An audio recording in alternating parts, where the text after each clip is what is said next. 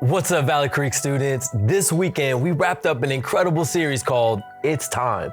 And we've been talking about how there's two kinds of time. Chronos, which is like clocks and calendars, like what time is it? And then there's Kairos, God's divine time. Like, what is this time for? What is God up to in this moment?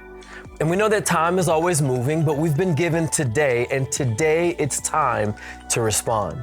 And whether you've joined us for the weekend experience or you've missed a week in this series, we're going to take some time to remind ourselves of what God has said and respond to Him in faith. So over the past 4 weeks, what has God been saying to you? And have you responded yet?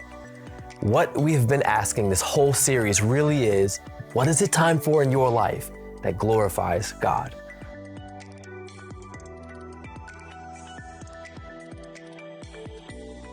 Ecclesiastes 3 says there's a time and a season for everything. Like there's actual time, and then there are seasons, Chronos and Kairos. Our first week, we said that it's time to move. Not to move away from the things of God, but to actually move forward with God by faith. James 2:17 says, in the same way, faith by itself, if it's not accompanied by action, is dead. So where's the time for you to move in a way that glorifies God? Week 2, we talked about how it's time to be planted. We're meant to live in and be planted with the people of God because no one follows Jesus alone. Psalm 92, the righteous will flourish like a palm tree. They will grow like a cedar of Lebanon, planted in the house of the Lord. They will flourish in the courts of our God. They will still bear fruit in old age, and they will stay fresh and green. So are you planted? You're here at student circles, but are you making meaningful relationships in your circle? Week 3, we said it's time to make it right.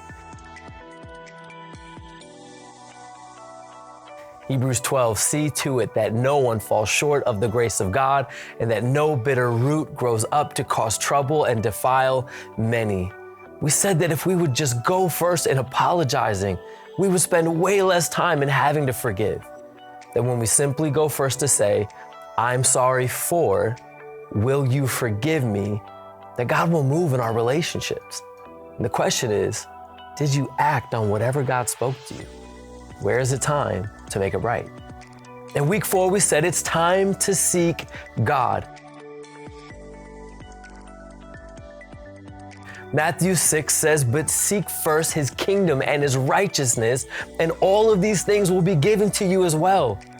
Seeking God is where we find life. Like all your ambitions, goals, and plans, all of it. Are you seeking God? Are you using your chronos to seek out and discover God's kairos? Where in your life is it time to seek God? Because when chronos time and kairos time intersect is when we are living in the light of eternity.